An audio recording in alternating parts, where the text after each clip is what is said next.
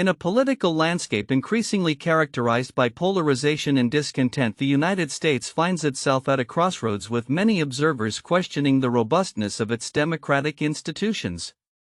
Recent reports from the Center for Systemic Peace have declared the U.S. to be teetering on the brink of autocracy, citing a decline in the competitiveness of elections and the rule of law. This alarming assessment reflects broader concerns among political scientists and citizens alike regarding the trajectory of American democracy, particularly under the current administration led by Donald Trump. Jennifer Victor, an associate professor of political science at George Mason University, points out that the erosion of democratic norms is largely a result of a political environment increasingly defined by extremism. The Trump administration's unprecedented reliance on executive orders, nearly 100 in the first 2 months of his latest term, illustrates a departure from the constitutional processes envisioned by the nation's founders. With sweeping measures aimed at consolidating power, such as attempts to abolish the U.S. Department of Education and restrict citizenship rights, the administration is posing significant challenges to the rule of law. The notion of political regimes and their classifications is critical to understanding this shift. Historically, since the mid-1960s, the U.S. has been classified as a democracy characterized by free elections and the protection of civil liberties. However, with increasing partisan polarization, this classification is now in jeopardy. The current political climate has led to a pendular equilibrium, where control oscillates between parties as they respond to public dissatisfaction. This dynamic was reflected in the narrow margins of victory in recent elections, with average margins shrinking from 25 points between 1932 and 2000 to just 7.8 points since 2000. Despite the disconcerting developments, Victor argues that recovery is possible. Historical precedents such as Brazil's recent return to democracy following the ousting of autocratic leader Jair Bolsonaro demonstrate that a robust opposition and fair elections can indeed reverse autocratic trends. However, she cautions that vigilance and active participation in the political process are essential for preventing a permanent slide into authoritarianism. While the Democratic Party grapples with its identity and electoral strategy, prominent figures like Senators Bernie Sanders and Alexandria Ocasio-Cortez are pushing for a more progressive agenda.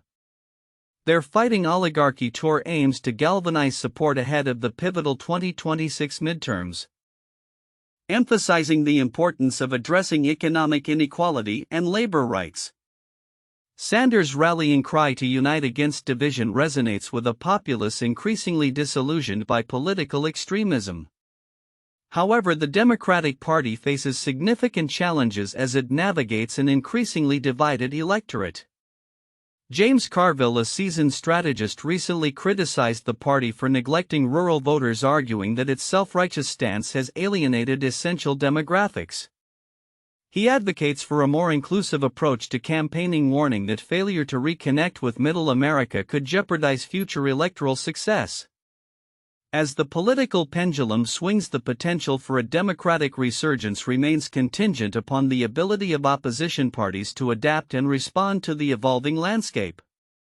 The stakes are high, with the future of American democracy hanging in the balance. The coming years will be crucial. They will determine whether the U.S. can maintain its democratic principles or succumb to the forces of autocracy.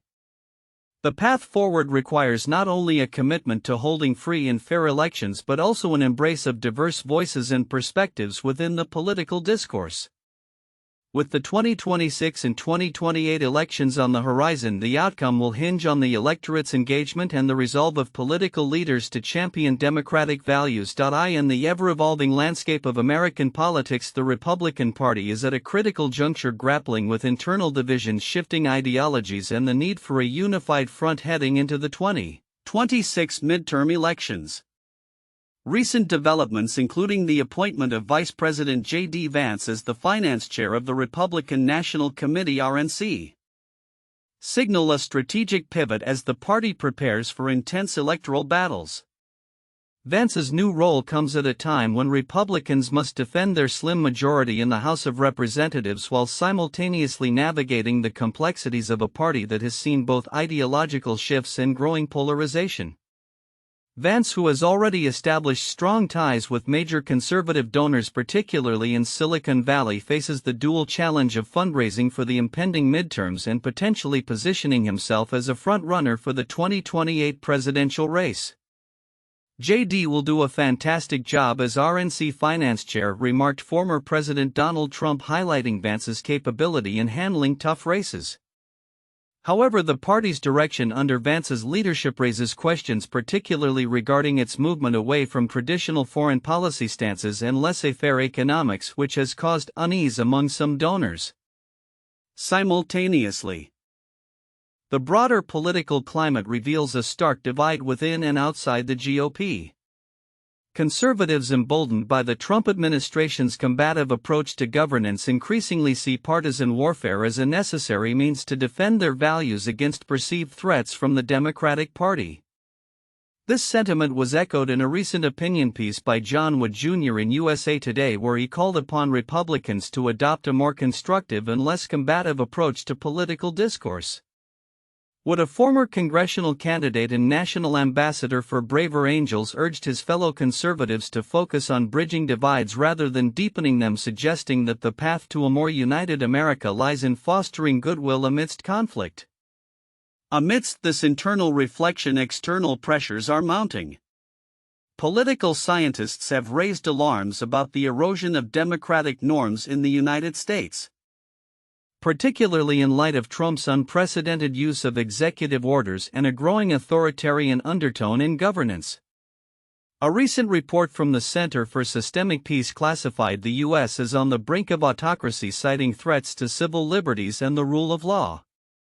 This assessment underscores the urgency for Republicans to not only defend their political interests but to also restore faith in democratic institutions. As the party gears up for the midterm elections, the stakes are high. The political environment is characterized by increasing polarization, with voters feeling disillusioned by the current state of democracy.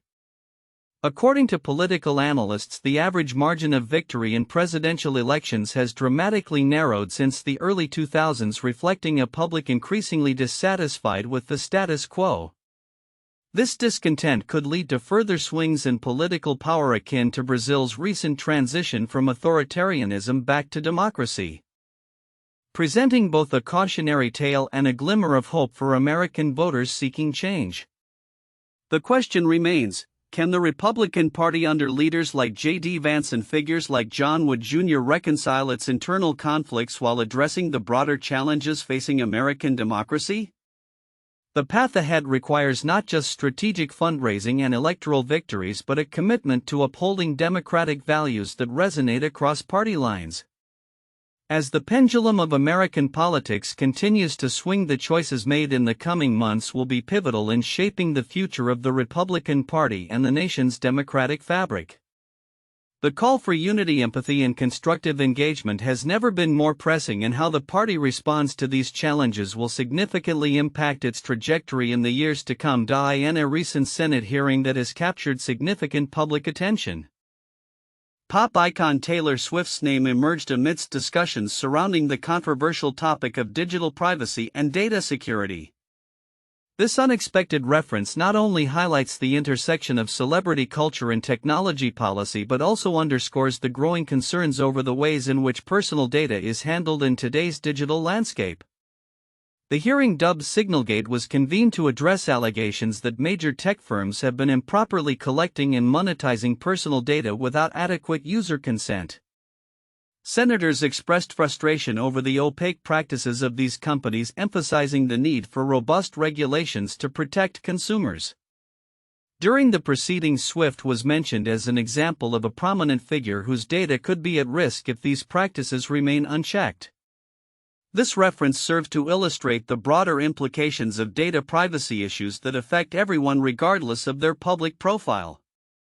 In his opening remarks, Senator Brian McKinney stated, "If a figure as influential as Taylor Swift can fall victim to these data breaches, it shows that no one is safe.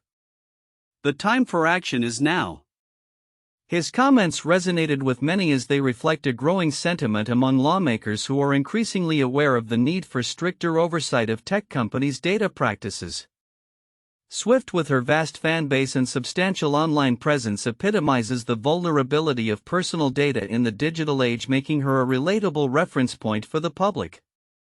The hearing also marked a pivotal moment in the ongoing debate about the balance between technological innovation and consumer protection. As digital platforms continue to evolve, so too do the tactics employed by those seeking to exploit user data.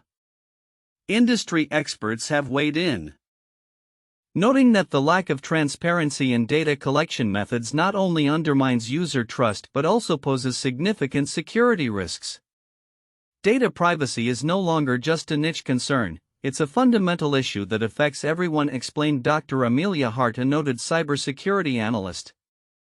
Swift's mention in this context serves as a reminder that we need comprehensive policies that safeguard personal information in the digital realm.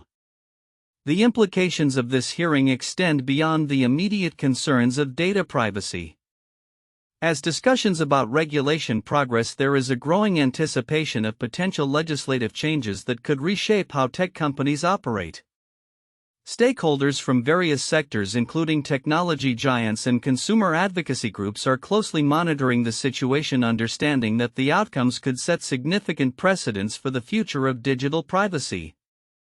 As the debate surrounding data security continues, the mention of Taylor Swift in the Signalgate hearing illustrates how intertwined our lives have become with technology and the importance of prioritizing consumer rights in digital spaces.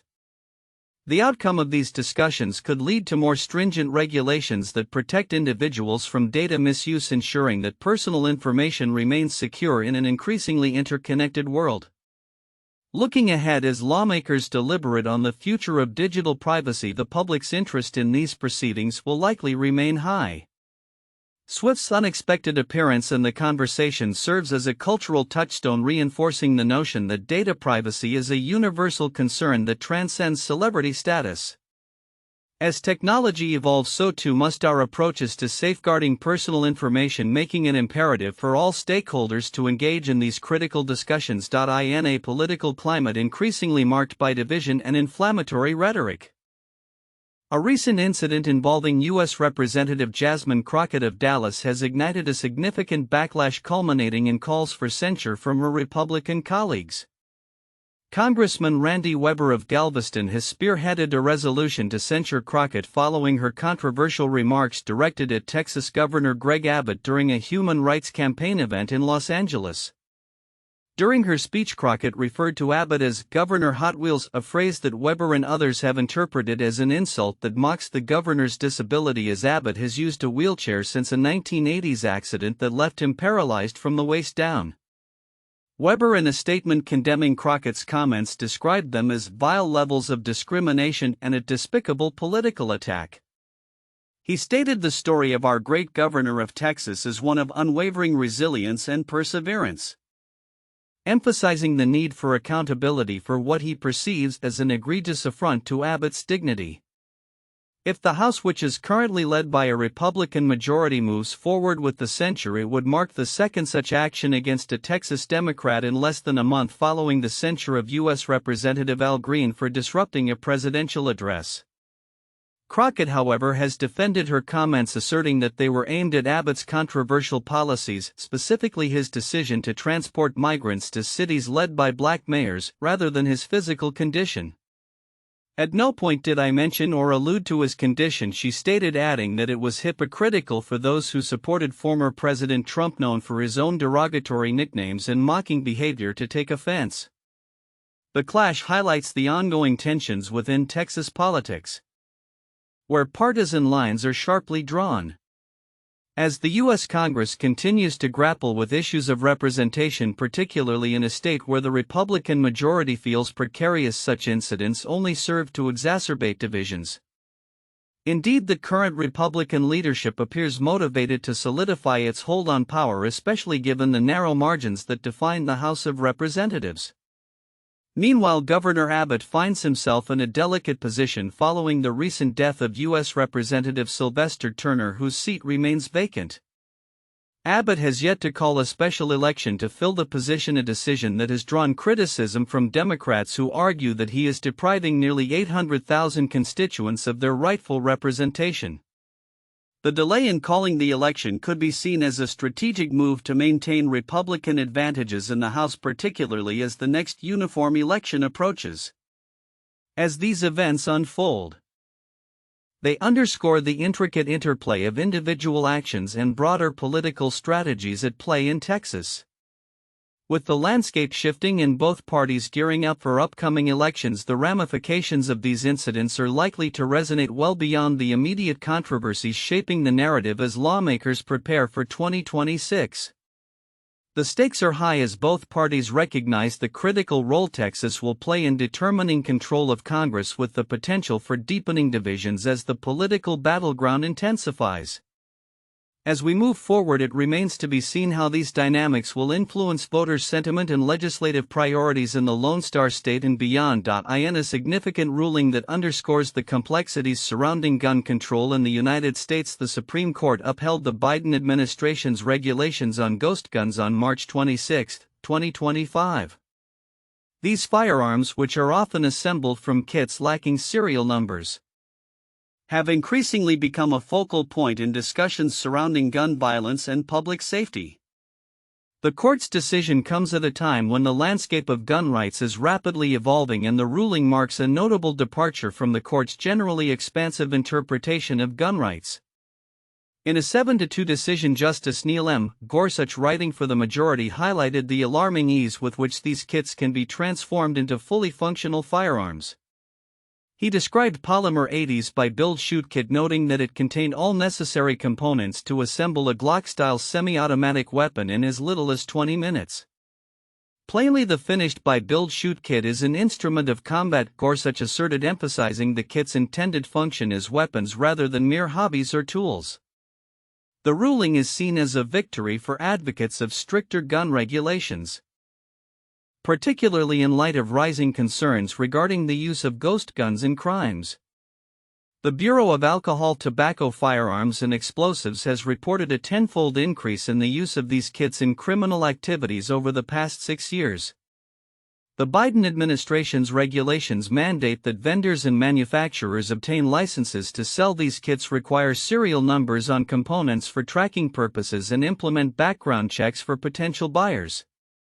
Stephen M. Dettelbach, former director of the Bureau, stated that the court's decision could ultimately save lives. Opposition to these regulations has been vocal, with gun rights advocates arguing that the kits do not meet the statutory definition of firearms under the Gun Control Act of 1968. Justice Clarence Thomas, in his dissent, contended that the kit should not be classified as firearms unless they are already functional weapons. This point reflects a broader ideological divide within the court and raises questions about how far regulatory authority extends under current interpretations of the law. Legal experts have noted that while this ruling does not directly address Second Amendment rights, it demonstrates that the court is not entirely resistant to gun control measures. Adam Winkler, a law professor at UCLA, remarked, "Ghost guns have been found in increasing numbers at crime scenes, and today's decision should help the problem." The implications of this ruling are likely to resonate beyond the immediate context of ghost guns, potentially influencing future legislative and judicial approaches to gun control. As the nation grapples with the ongoing debate over gun rights and public safety, the Supreme Court's decision serves as a pivotal moment in the discourse surrounding firearms regulation. Looking ahead, it remains to be seen how this ruling will impact not only the proliferation of ghost guns but also the broader landscape of gun legislation in the United States. The court's willingness to uphold these regulations may signal a shift in judicial attitudes toward gun control, suggesting that further developments are on the horizon as lawmakers and advocacy groups continue to navigate this contentious issue.